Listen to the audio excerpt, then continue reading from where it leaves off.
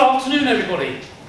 This is one of the most eclectic days I've ever been at in terms of papers, and I've tried not to disappoint with this talk. So to start with, this title has taxed my thinking as to quite what to do with it. You get asked to talk, you make up a title, and then a month before, you start to think, what shall I talk about? But I thought I'd start by putting my office up in the corner. No, this is Royal Holloway. This is Royal Holloway's main building, if you've never seen it. And unless you happen to look very quickly as you go down the A30 towards Camberley through a driveway, you don't see it. And this building was built in 1865 or thereabouts as a further and higher education college for women by Thomas and Jane Holloway. The first man was allowed in to do a degree in 1945, just after the war, and the first male undergraduate in 1963. So there's the history of the college. It's modelled on a French chateau in Chambossy, but it's built in Victorian red brick, and 500 students live on the top 2 floors. But still, this is not a sales pitch. This is about the sound of voice I'm going to start with. And I'm just giving you a quick picture of a very crude voice production with a speaker into the acoustic domain, into the perceptual domain, listeners and speakers, of course, and then the brain being the feedback loop, certainly for the speaker, and possibly, if you believe the motor theory of speech perception, for the listener as well. But that's not what the talk's about. It's just to give us something to hang things on. And I'm going to take us back to the 12th century, so please get your medieval Latin out and check my translation. It's not my translation, it's Sigborn's translation. Robert Grosseteste was a scientist who wrote around 15 academic papers in medieval Latin on all kinds of subjects. It's one of these polymaths. One of them was called De Generatione Sonorum, in which he described the vowels of English. And he described them using these motions, and the motions are drawn on the right-hand side. These are the translations from the original Latin of him describing these vowels. And I was asked to contribute to this project, and I went along to a group of people with a pile of Latin dictionaries and 2 or 3 people on translation trying to understand this in the context of these. And what they said they were looking at were the letters. He was describing how you write it down. And I was listening to this, and if you read this carefully, this is actually describing 3-dimensional shapes, not 2-dimensional shapes. And it struck me that these are not the letters, or they might be the letters. They are, in fact, vocal tract shapes. So we can take those letters, turn them on their side, and then here start to create the shapes of human vocal tracts that he is describing that might have something to do with modern, well indeed, sorry, not modern, the vowels he was listening to. And there we have those shapes for those vowels, along with MRI pictures of the various speakers. Now some of them are obvious. This one is pretty obvious. That one, there's something going on with the tongue, but it's a bit difficult. That one is very narrow. This one does close down at the lips. It's hard to see on who. And O does have a round sort of shaped vocal tract. When you speak, if you think about it, you are probably aware, or can be aware, of what's happening in here. You kind of know what your jaw's doing. You kind of know what your tongue's doing. But I don't think any of us know really what's going on down here, because we can't feel it. And the tongue is sitting here, and if you push it up to squeeze things, the tongue bulk has to do that. So if this is narrow, this is wide, and vice versa. If you want to open this for an R vowel, the tongue goes down and pushes back, so this tube is narrow and that one's wide. But what we did is said, okay, we can synthesize these. And these are synthesized with plastic blocks with holes in them. You're looking down on it, where the mouth end is there. We've tried to recreate his shapes, and this is what we've ended up with.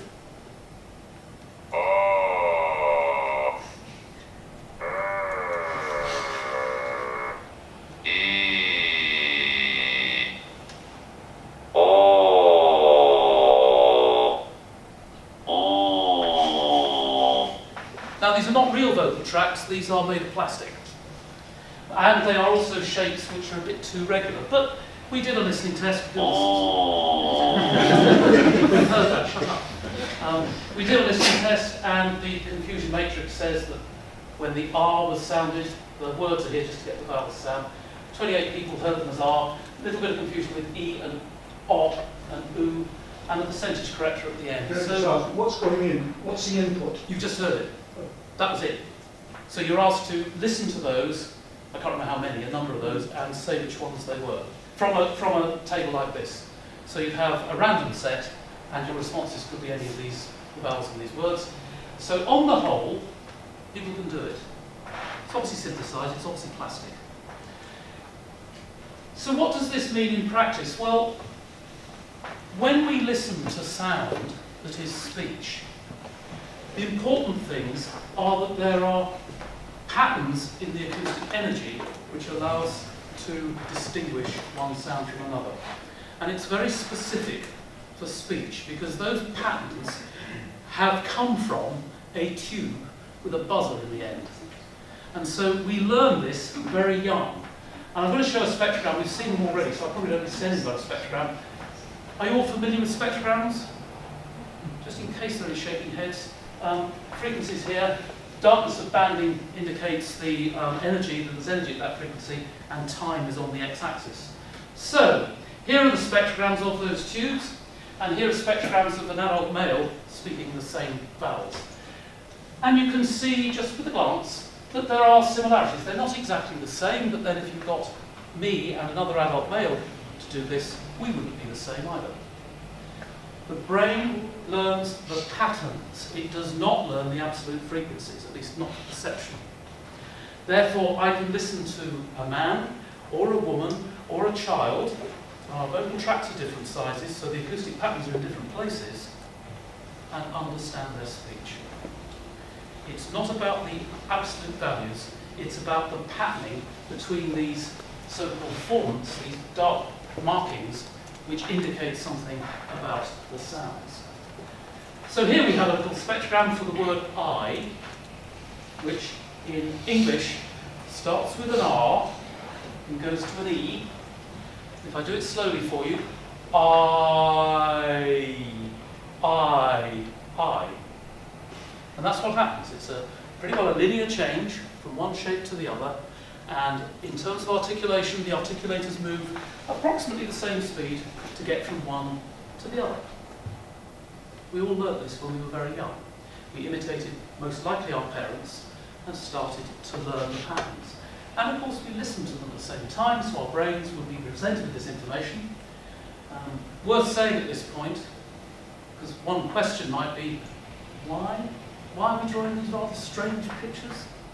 And the answer is, both your ears have cochleas in them, this curly snail thing you may have seen in biology or wherever at school, and the cochlea provides that analysis for your brain, and you've got two of them.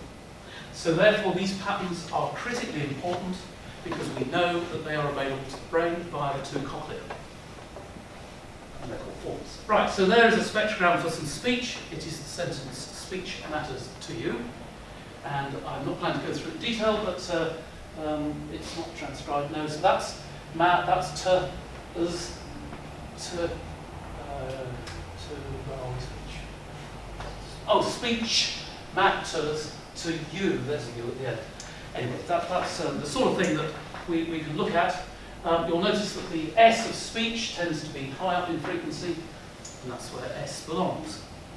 So here we have, was that the same thing twice? Right, okay. No, it's because I'm going backwards, is it? No, it's not because I'm going backwards. Okay, that slides in twice, don't know why. So let me just think a bit about speech in poor acoustics, because this one always used to fascinate me, because I used to be at York for 25 years. And the sort of thing you get if you went to York Station would be something like this.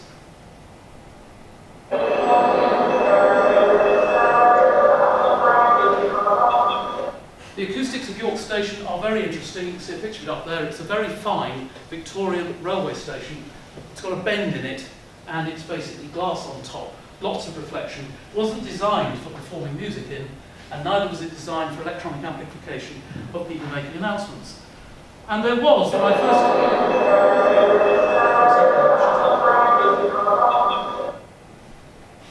So, we had a very classic rail announcer who I think was a singer, because this is how she did it. For the 1553 to Doncaster, Peterborough, Stevenage and London King's Cross. So she... The 1559 Transpennine Express service to Newcastle will be the next train to arrive at platform 1.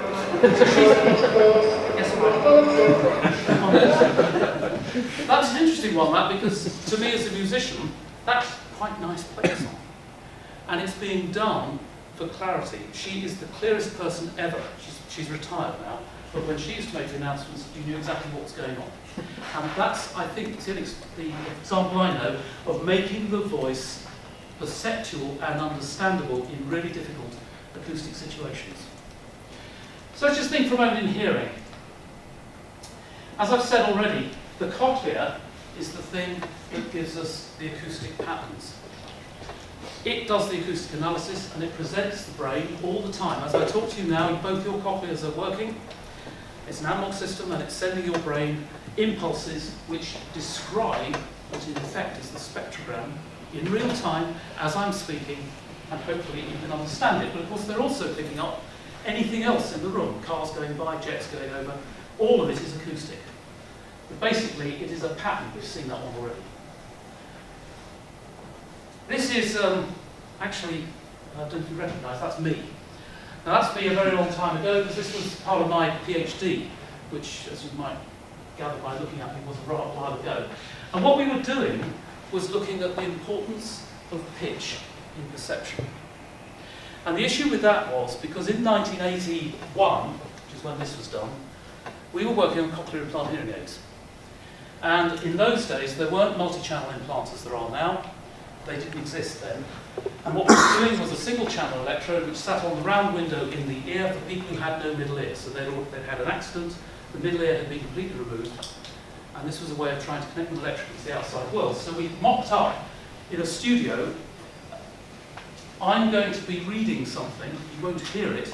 The voice you will hear is Stuart Rosen trying to interpret what he sees as he looks at me. At 20 to 4, it dawned on him. For once, 1. Wait. What? Wa. T. Wa. For what felt like the first time that he had been. So, not easy. So what we then did is we added a pitch signal. So this is me, you'll see I'm wearing a neck collar. Underneath that collar are two little electrodes that sit either side. It's called an electrolaryngograph, and it monitors vocal fold vibration electrically. So you'll hear it now. It's a buzz, but it's a buzz at my voice pitch, so it's an audio signal, exactly the same experiment, and this is what it looks and sounds like. Again, as if for the first time, he started worrying. He started wondering about the imminent tea party. The imminent tea party. Was the Colonel, in fact, the strange man that so many people so obviously thought he was? I have to say, I don't know where Stuart got these texts from. But anyway, you can probably see from that how important voice pitch is. And it turned out that if you just do this with normally hearing people, for English, the increase in communication rate is around about 85%, just by adding pitch to no pitch. And if you do it in Cantonese, where pitch gives you meaning on words, it's over 250%. And that was the raison d'etre for doing this in those days, because my supervisor is the guy that invented the laryngograph. And so that's why we were doing this. But what it highlighted to me is the importance of the elements of the speech signal, in this case pitch. The vital importance of that as the excitation signal for speech, because that's basically what the larynx is doing. It's putting that buzz in. You then manipulate the tube on top in time with the buzz, appropriately, and you get speech. The other thing I find fascinating there is that word eminent and imminent. He got it first time. When I changed it, he got it first time. We'd never have done that without the electrodes on. We would have stayed there for ages trying to sort that out. So let's think about, that was the pitch one, and the key thing is that the pitch is carried in the low frequency part of the spectrum, and just because it's here, historically, the lady in the picture, this is the day she first was connected up to a clearing plant, and I had the presence of mind to take a camera. That's the only picture we've got of the day she was connected up. She'd never heard anything at all. We connected her up, and there was this wonderful new world of some strange buzz she was hearing. And of course, you don't know what she was hearing, because an electrode with a signal on it stuck into the outside of the ear, you can't simulate what that's going to do in terms of the transmission of sound. It obviously did something, but it's hard to know exactly what it was doing. I'm going to move on to the other half of the title, the voice of sound. And in this, it's thinking now about the importance of patterns, which I've just talked about. And we've already heard today about the importance of pattern perception. The brain is a pattern perception machine. Well, machine's probably a bit cruel. Engine. We look at visual patterns, we do smell patterns, we do touch patterns, we do acoustic patterns. For example, in speech, as I've already said, you get the vocal tract size from the pattern, and it will tell you whether you're listening to a child or an adult. You get the pitch, and that will tell you more about child or adult. So here's a singer. Have a listen and see what you think is going on.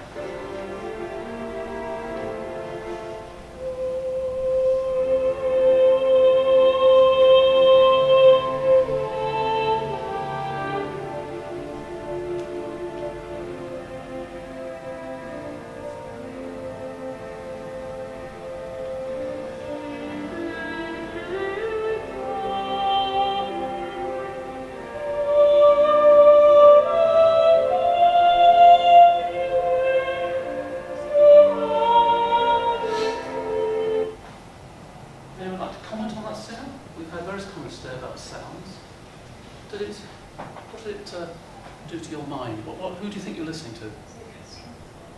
Castrato? Yeah, voice from A boy. A boy? Castrato? Any women in that? Oh, sorry, is there a woman in that?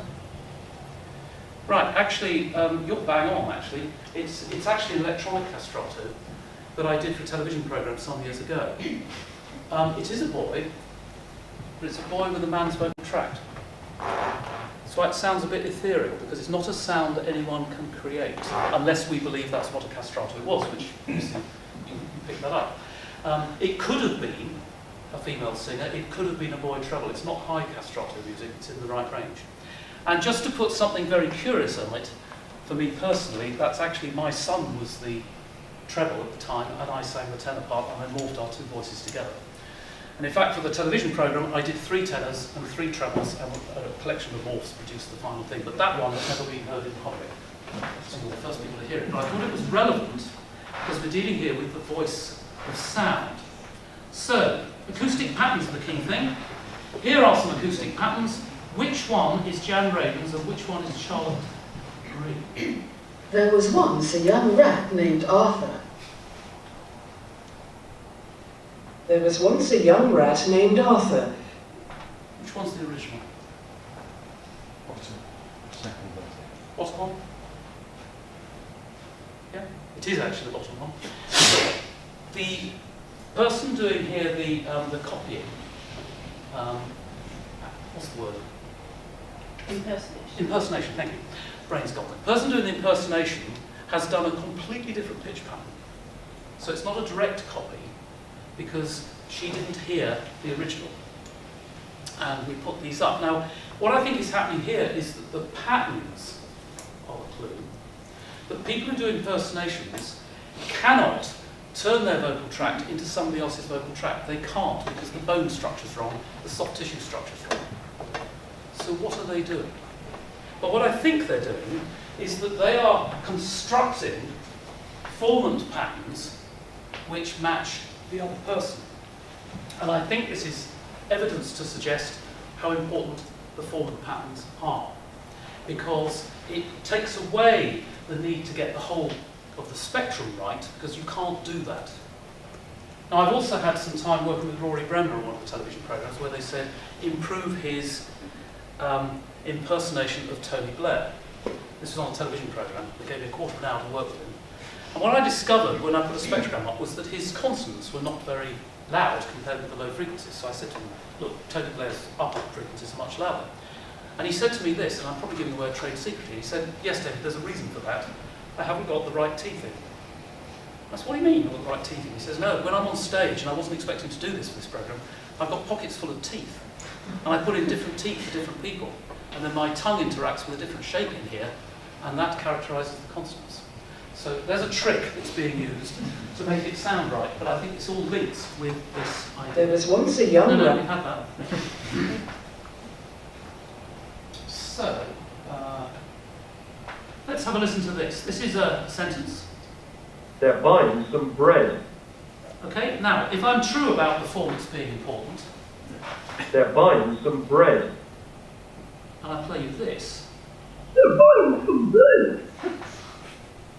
They're buying some bread. do you hear the sentence in that? That is a sinusoidal, 3 sine waves tracking the format patterns. That's all it is. That is very strong evidence, clearly, that the format patterns are crucially important to speech. So let's see how good you are at that. They're buying some bread. No, you can shut up. So here we are. Here is another one. It's up with the light. Give me another go. It's up with the light. Anyone got it? Something to like. Cut with a knife. Who said that? Who mentioned the knife? That's exactly right. She cuts with her knife. Okay, you get 2 more goes at this. Where were you a year ago? Well done. Where were you a year ago? Pitch is a bit different. Well, there's no pitch in the other one. My dog Bingo ran around the wall. My dog wants to go round around the wall. Bingo. Oh, very good, very good. Yes, that's it. My dog Bingo ran around the wall. Okay, but you can see that it is possible to communicate that way, but it sounds very peculiar. As a speech coding system, that would be fantastic, because the amount of information you need to drive 3 sine waves is completely minimal. But I don't think it's ever been used for that. Okay. Georgie, Porgy, put the pie, kiss the girls and then eat them dry. Okay, it's a budgerigar. And interestingly, what budgerigars are doing, they have syrinxes. I think they have 2 syrinxes, if I got that right. And they track the lower 2 formats. So they're doing much the same as we just saw. Georgie, Porgy. They've heard that. And what's this doing? Who's this? Who do you think that is? How would you describe that? Have it again.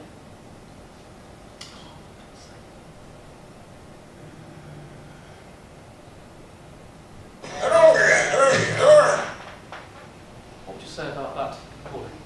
If you heard that, you can think It's a greeting. it's a greeting. And what would you say about the person that made the sound? Irish. Man, Irish. Okay. Remember, I'm talking about patterns here, right? This is what it actually is.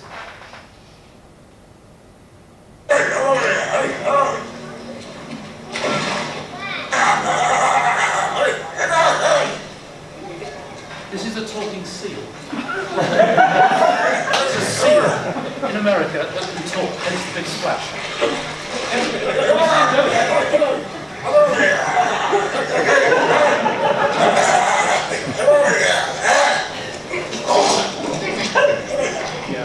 The vocabulary is not great, but talking seal. There is also, I haven't got the recording of this because it's not available. I saw in a conference last year a talking elephant. And the talking elephant was incredible. Talking Korean, but even I can tell you know nothing about Korean that we were listening to speech. And has anyone any idea how an elephant might talk? An elephant's tongue is flat, it hasn't got a bulky tongue. And I like to do the old joke like this. You can do the old joke, but you're wrong. What it actually did was this. It put its trunk in its mouth and manipulated the end of the trunk to change the acoustics inside. But there we go. Right. Musik und Sprache. Musik und Sprache.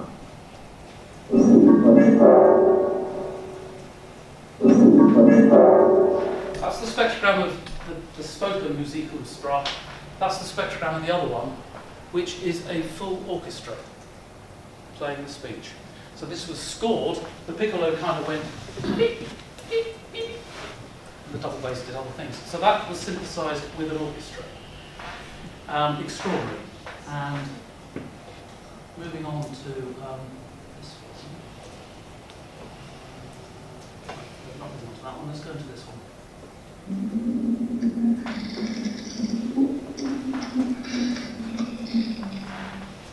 Now this one's been very difficult to try and find a recording for this, but remember I'm looking at the voice of sound. How many of you have heard of the notion that if you are in a house on your own and you hear a sound and the brain triggers to think there's somebody upstairs and there shouldn't be? Have you ever had that experience or seen it? It's sort of thing they do in horror films. But it happens actually in one's own house sometimes. You can be downstairs thinking I'm on my own house and suddenly there's a sound. And the sound sounds like speech. And that of course is alarming. That will trigger the fight, flight and everything else, and the hairs go up and you're thinking, oh my God, how do they get up there? The interesting thing about that, and I've tried to find a recording, this one isn't very good, this is of a creaking door, is that I think what's going on there is that it is triggering those very same formant patterns for sufficient time for the brain to switch into speech mode and say, I think that's speech, and therefore trigger all the other modes. So that's a kind of curious one, that, where natural phenomena are matching the sound of speech. Now then, what happens in the forensic world? I'm sure it's Google. Anyone know what this is? Shy. Google? I'm sure it's Google. Shut him up. This is the Who Wants to Be a Millionaire thing from some years ago. Do you remember that Who Wants to Be a Millionaire trial? Major Ingram got £1 million, and then he went on trial because of the coughs, which allegedly were giving him the answers. I was one of the defence team for this. There were 3 of us working on this. In the end, it nearly went to court, but he backed out the night before, so we never went to court. And the reason for mentioning, exactly, who said that? The reason I put it up was that this is the voice of a sound trying to communicate information. And the question is, was it actually doing that?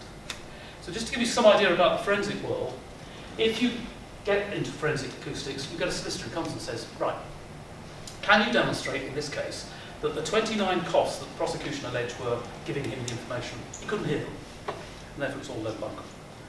And solicitors don't want to know it's 20 dB above this or 3 dB below that. So he did some analysis from a microphone on his lapel and came up with the answer where you can say that he couldn't hear the coughs, only if you say he couldn't hear the question from Chris Tarrant, because the levels were within 1 dB of each other on average. So they then came back and they said, could we prove that there were so many coughs in this programme that those 29 would have been lost amongst a sea of coughs? So we went back and spent ages. It was a 90-minute programme analysing and recording coughs. And we found 297 for my brain. So this is saying, fantastic, 10 to 1, we got them. We said, whoa. At the moment when he went through each of the answers, and the cough came after one of them, there was only one extra cough, and it was clearly female. So in the end, he pleaded guilty. Anyway, I just thought I'd put that there because that's another bit of communication where the sound is giving information. From parts, it's been done already. This man, von Kemplin, invented this machine. This is in 1793. And this machine was his speaking machine. I didn't bring it with me because it's a bit fragile on the train. It's got a bellows here, it's got a reed inside and a leather bag that you can squeeze to make sort of vowel sounds. It's not very good, but it is 1790. It, I believe, is the first mechanical speech machine. And I've always had a fascination for that, and it kind of fits with what I'm doing now. Somebody mentioned before I came on, is looking at MRIs of speakers. So here is an MRI set of pictures which goes from one side of the head coming out towards you. It's about to go again. The black is the airway, there it is, that's the middle. These are the lips, that's the larynx, there's the spine. And from that, you can recreate the shape of the vocal tracts. Come on. So you can take this picture, you can find its airway, it's in red in this picture, and you can recreate the vocal tract, or at least the airway. You can then take that airway, put a sheath around it, and 3D print it. And what you'll end up with is something that looks like this. These are 3D vocal tracts which have been printed. They're mine. The lips are on the front, so they fit there. They're the right size, they're life size. These are my lips. That's the vowel R, this is the vowel O, I think. And they are, I'm happy to pass them round, but these are brittle. And yes, they will snap. Please don't test them. But by all means, look at it. If it has a pimple on the outside, it has a pimple on the inside, because these are printed constant thickness. And what I'm hoping to be able to do is just to give you a quick example of what they sound like. So this is what they look like on the machine. A pair of loudspeakers, tracks on top, the head is just there for the picture. A bit of electronics to be the larynx, you get some sort of larynx. And I've called it the vocal tract organ, as it said at the beginning. This is what it's doing the larynx source from in here and the vocal tract on top. And this little video will play a short bit of a 4-part piece where 2 of the parts are human singing parts, a vocalese piece, and 2 of them are the vocal tract organ. And the camera goes into the vowels on the desk. We'll see what happens as it goes in.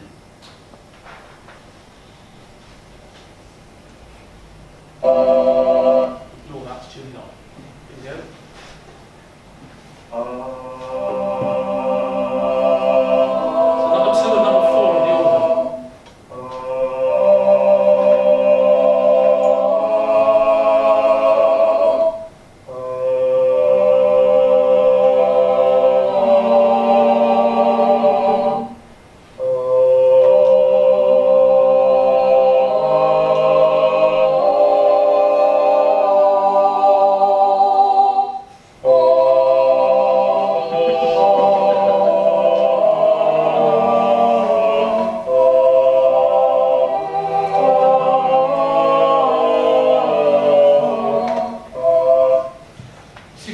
If there are any organists here, I am an organist.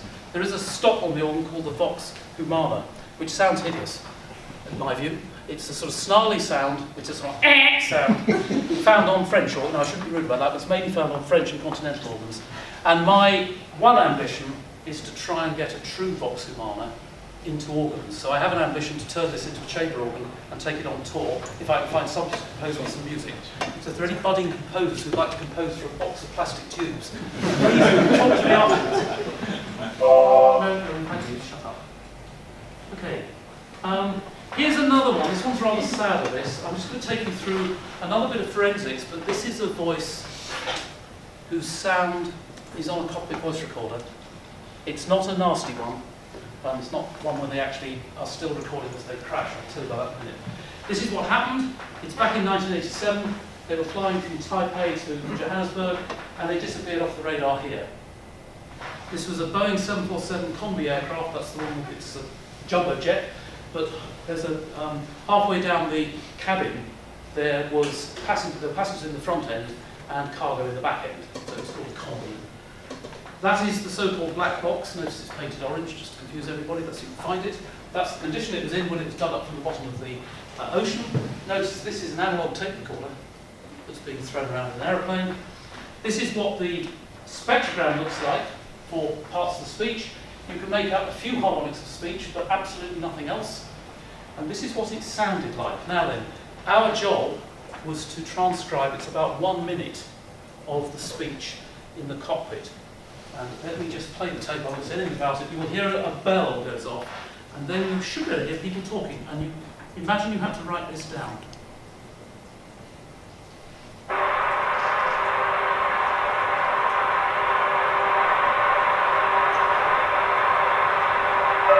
the bell.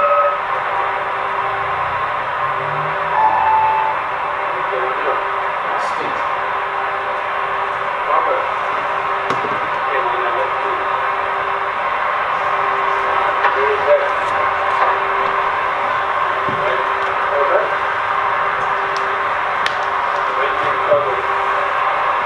I won't run it all. We were working for the insurers who wanted to find out whether the cabin crew had followed the Boeing protocols for the main fire alarm going off, which is what that bell was. And in this particular aircraft, they'd all taken their helmets off, which was fine in those days, it's not anymore. One of them has to keep it on.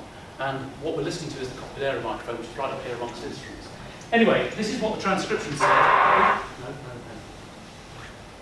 I'm not expecting to read it necessarily. That's what we produced. It then got sent to South Africa, who'd done their own transcription with their own expert, and the lawyers then put them side by side, and one word was different, and it was and. I think it was either and or the.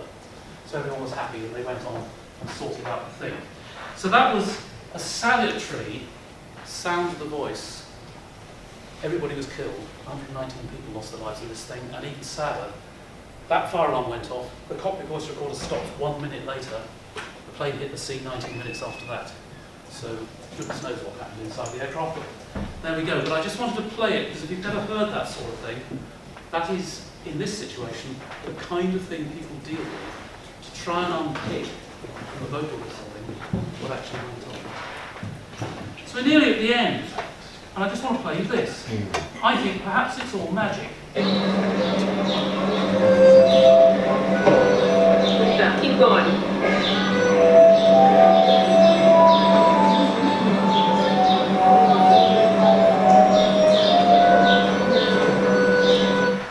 Okay, what's the tune? Yes, it's Harry Potter the Hedwig theme. What's the instrument? With or without an H? Well done. It's the glass harmonica. You heard of the glass harmonica? This is a very curious story, and you know how sometimes you come to speak and your paper fits with something we heard this morning? We had a paper this morning talking about Bedlam. You may not know the connection yet, but let me tell you about the glass harmonica. No, we don't want that. So the glass harmonica, yes, right, it started life in a box of glasses, and Benjamin Franklin heard this. Benjamin Franklin was one of the revolutionaries in America who pioneered science in America, lived in Philadelphia, and Philadelphia Science Museum is named after him. He heard this instrument, and he decided this is not the way to do it. He was really keen on it. He wanted to improve its playability, particularly wanted to play chords. Now you've got to have huge finger straps to play chords on wine glasses standing up in the thing. So being an engineer, and he wants to play long notes.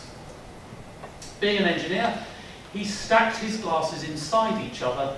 Each had a hole connected to a rotating rod, so that each glass was then made for each note, and you didn't need any water, so the thing didn't go out of tune due to humidity and evaporation.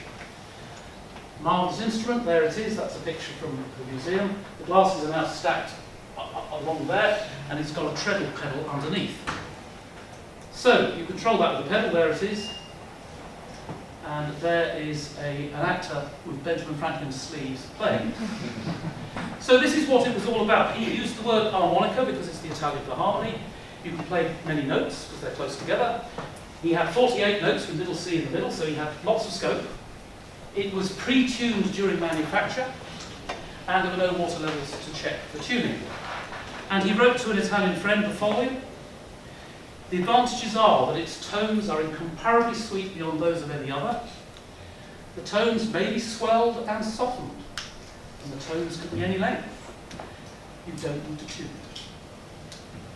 His wife said that she was convinced she'd gone to heaven and was listening to the music of the angels. Remember, this is about voice and sound. Turns out this thing had a special frequency range in which it worked. Most of its energy was in the 1 to 4 kilohertz range.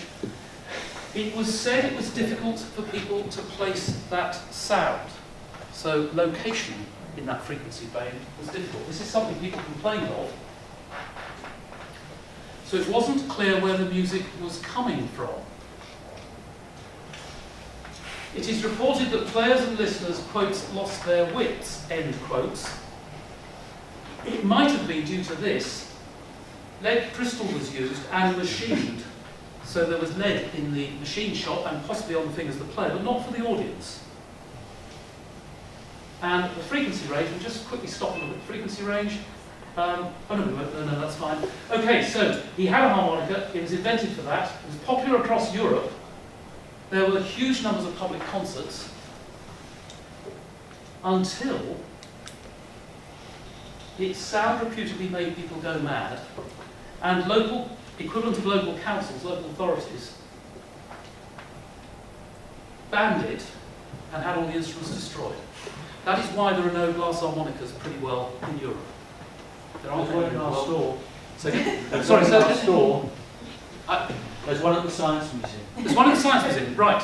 Good, and there's one in the Benjamin Franklin House in Trafalgar Square. I'd like to come and see the one in the Science Museum. But there are very few others, and most of them, is that an original? Was it a replica? We've had it since about the 1860s. Oh, it probably is then, but most of them have gone. And I wanted to put this in because this said something about what sound can do as a kind of voice. It's a different sort of voice, a sort of ethereal voice, but it clearly had effect on people, which was well documented to the extent that that instrument was thrown away and banned. And I'd like to add, this is my coda.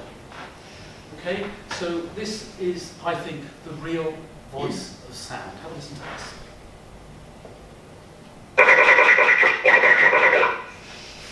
I'll play it again. Did you get it?